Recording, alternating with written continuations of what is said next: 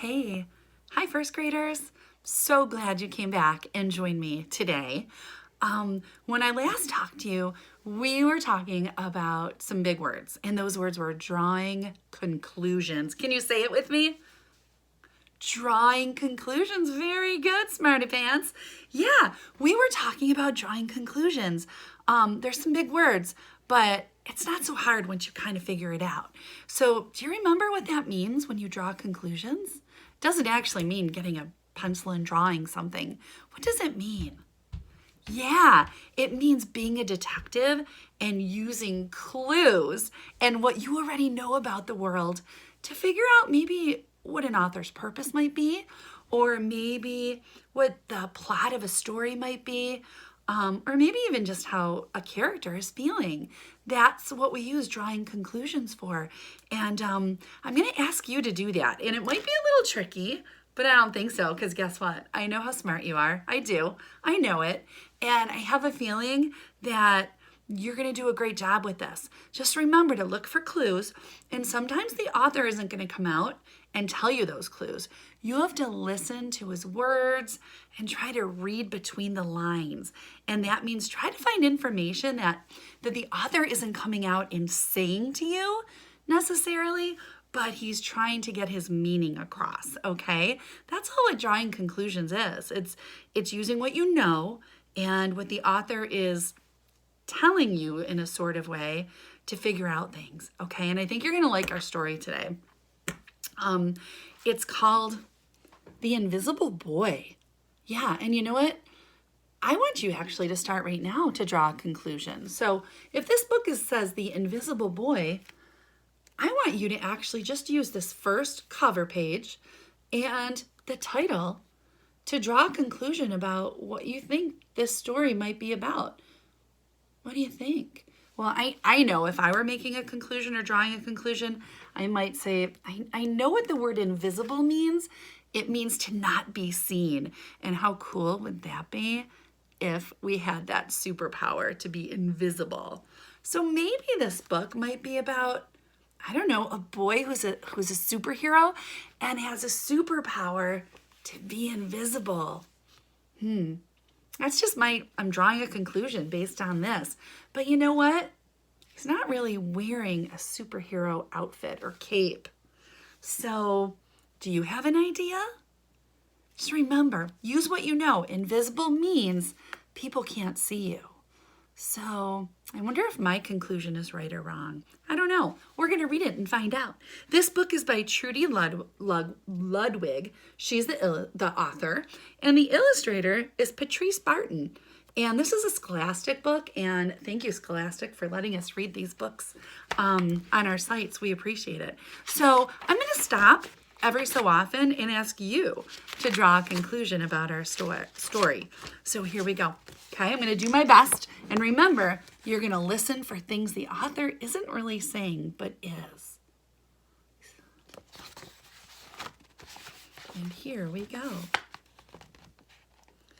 Can you see Brian, the invisible boy? Even Mrs. Carlotti has trouble noticing him in her classroom. She's too busy dealing with Nathan and Sophie.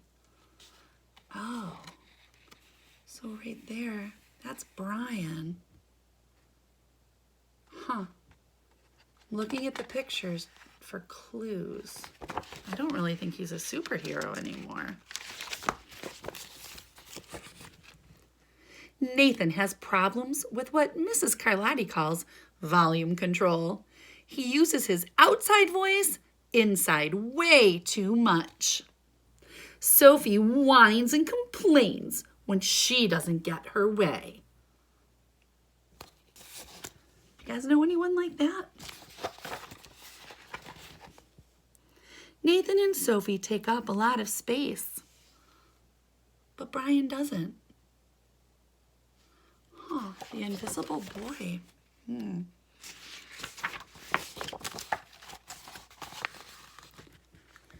When the bell rings for recess, Micah and JT take turns choosing kids for their kickball team. The best players get picked first. Then, the best friends of the best players. Then the friends of the best friends, only Brian is left, still waiting and hoping. Okay, I think I'm using clues to change my opinion of what I'm going to draw my conclusion about. Doesn't really seem like anyone's paying attention to him. Maybe he's feeling invisible. I don't know. Let's see. JT glances in Brian's direction and, just as quickly, looks away. We've got enough players for each team, he tells the others. Let's play ball. Good poor Brian. Does anyone notice him? No.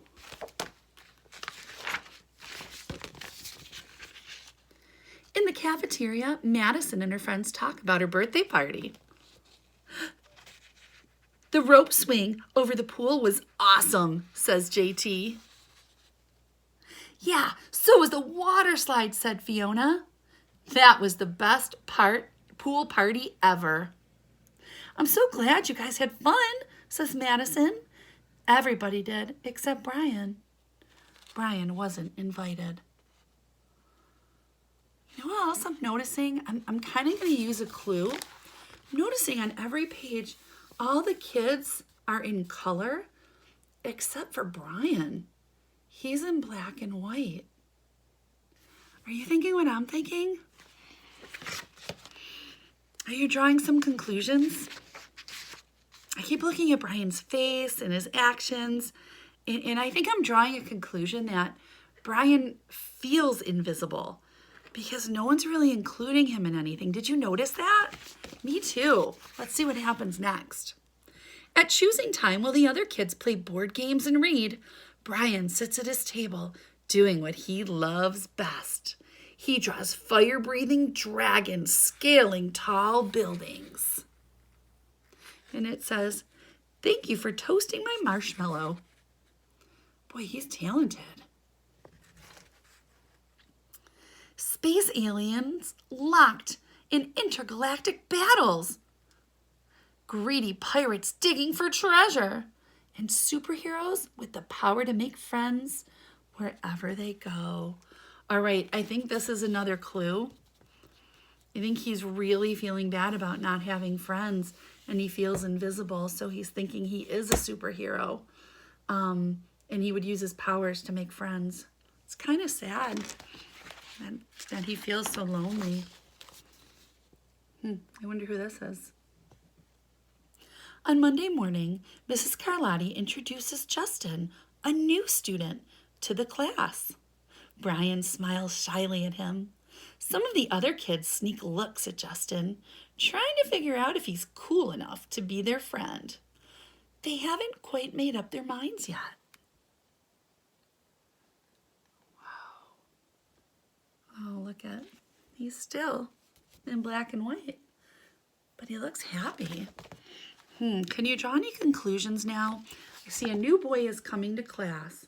The other kids are saying, oh, I wonder if he's cool enough to be our friends. And Brian is just kind of smiling at him. I'm drawing a conclusion in my head right now. I hope you are.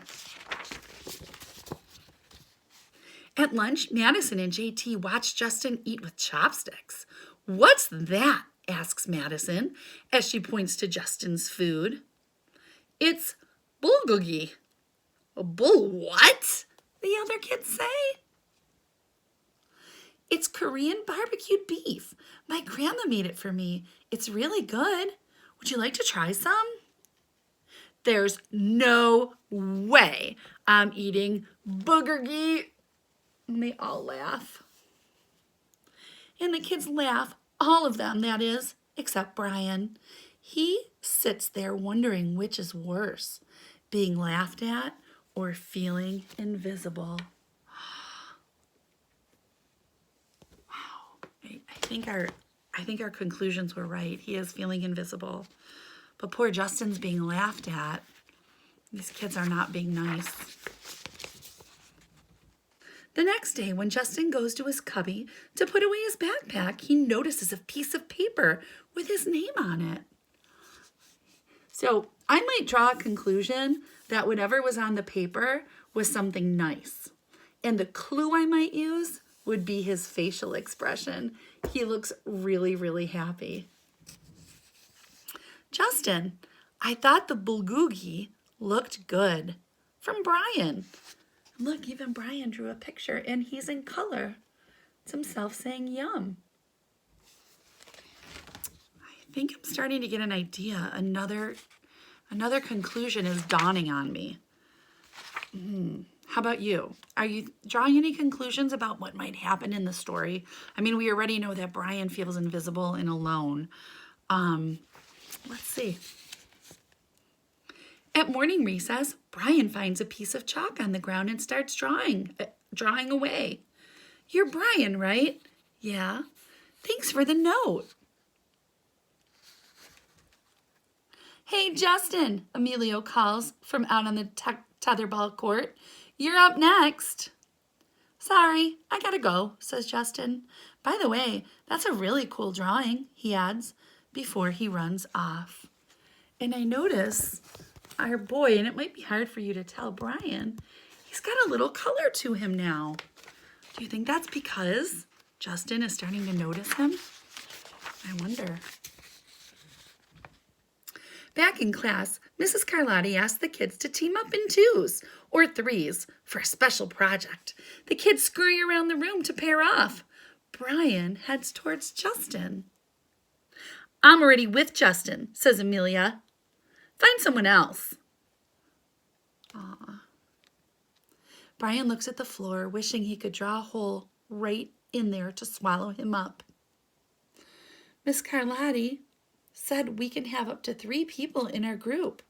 We're only 2. Come on, Emilio. Let him work with us. Okay, I guess so.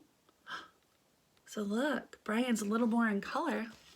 I'm drawing a conclusion that Brian's going to make some friends. Mrs. Carlotti gives the class directions for the project. Your assignment is to work together to write a story about what you see in the photograph, she tells them. Use your imagination, but have fun. Whoa, cool, says Emilio. What kind of people do you think would live in a house like that? I don't know. But I bet Brian could draw them to go with our story, said Justin. Brian smiles as he takes out his lucky pen. All right, I'm going to use what I know. And what I know is that Brian is a very good drawer, right? He's very good at making pictures.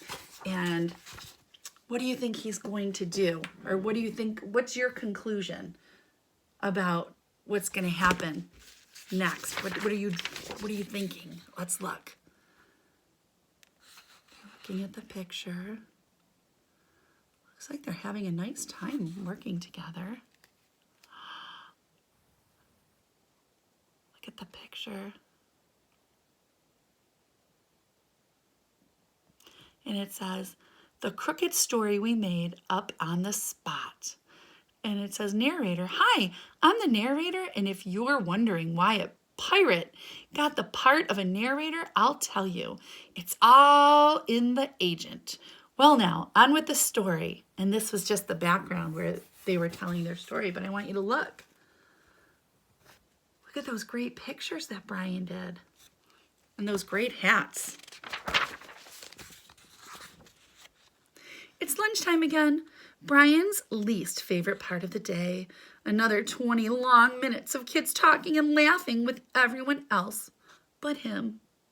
Brian, he hears someone shout, hey, Brian, over here. Can you draw a conclusion about what's going to happen or who's calling him based on the clues and what we already know? Brian turns and sees Justin waving him over. Emilio nods at Brian as he makes room for him at his table. Here's your conclusion, right? Cookie? Thanks. Maybe, just maybe, Brian's not so invisible after all. Look at Brian's in full color right now because somebody finally noticed him. The end. So, what do you think? Were your conclusions right? Did you use some clues? I know I did. I used some clues to help me figure out what was going to happen in the story, and use some clues to figure out how characters were feeling too. Like Brian, he had it rough when the book first started, didn't he? He felt very, very invisible. Look at him in the lunchroom. I can tell just from looking at this picture that he's not happy and he feels left out. So my conclusion is that Brian isn't so happy in the lunchroom because he's feeling so left out.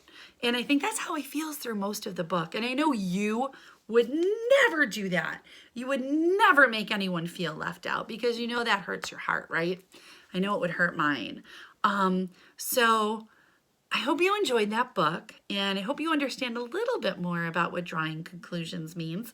It means using the clues in the story and what you know to kind of make sense out of things. So thanks for joining me today. I know this was a long one. I hope you stayed with me. Hope you have a great day today, and bye. See you soon.